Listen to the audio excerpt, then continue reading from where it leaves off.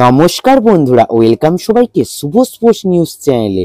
তো বন্ধুরা, এই ভিডিওতে আমরা কথা বলবো আপুইয়ার স্যালারি নিয়ে। অর্থাৎ সে যে মোহনবাগানে আসছে সেক্ষেত্রে তার স্যালারির অ্যামাউন্ট কত হতে চলেছে এবং সে মোহনবাগানে আসার ফলে মোহনবাগানে কি কি সুবিধা হতে পারে এবং মোহনবাগান কোন কোন সমস্যায় পড়তে পারে, অর্থাৎ আপুইয়া কি কি শর্ত মোহনবাগানকে দিয়েছে। তো সবকিছু নিয়েই কথা বলবো এই ভিডিওতে, তাই পুরো ভিডিওটি কিন্তু দেখার অনুরোধ রইল।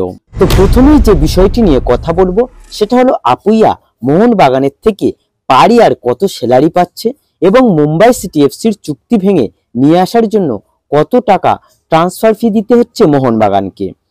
তো যদি ট্রান্সফার ফির কথা বলি, তো মোহনবাগান মুম্বাইকে 7 কোটি টাকার মতো একটা ট্রান্সফার ফি দিয়েছে এবং আপুইয়ার স্যালারির কথা বললে পার ইয়ার আপুইয়াকে 2.8 কোটি টাকা করে দেবে মোহনবাগান।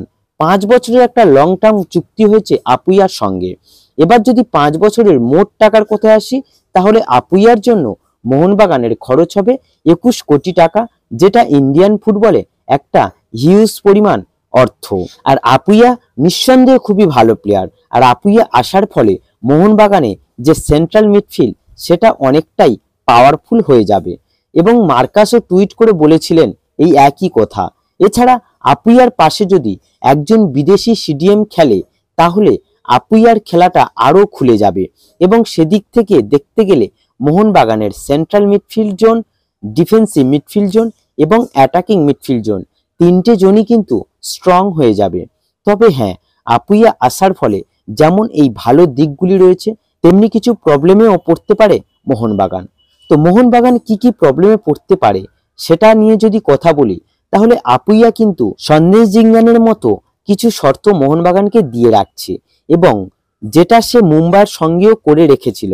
তো আপুইয়া যদি বিদেশের কোনো ক্লাবে খেলার ছাড়পত্র পায় তাহলে সে অবশ্যই বিদেশের ক্লাবে চলে যাবে এবং সেখানে মোহনবাগান তাকে কোনো মতেই আটকাতে পারবে না। আর যতদূর খবর আছে এই ডিলটা হয়ে যাওয়ার পরেই আপুইয়া বিদেশের বেশ কিছু ক্লাবে ট্রায়াল দিতে যাচ্ছে। আপুইয়ার কিন্তু ফার্স্ট টার্গেট বিদেশে খেলা এবং সেইভাবেই মোহনবাগানের সঙ্গে একটা শর্ত করা থাকবে। এবার বিদেশের ক্লাব যদি কোনোভাবে সিলেক্ট হয়ে যায় তাহলে আমরা কিন্তু কোনোভাবেই আপুইয়াকে পাবো না। এত ঢাকঢোল পিটিয়ে নিয়ে আসাটা পুরোটাই জলে চলে যাবে, আর তখনই কিন্তু মোহনবাগান বড় একটা প্রবলেমে পড়ে যেতে পারে। তো বন্ধুরা, আজকের ভিডিওতে এটুকুই বলার ছিল। যদি ভিডিওটি ভালো লেগে থাকে তাহলে অবশ্যই লাইক ও সাবস্ক্রাইব করে দিও।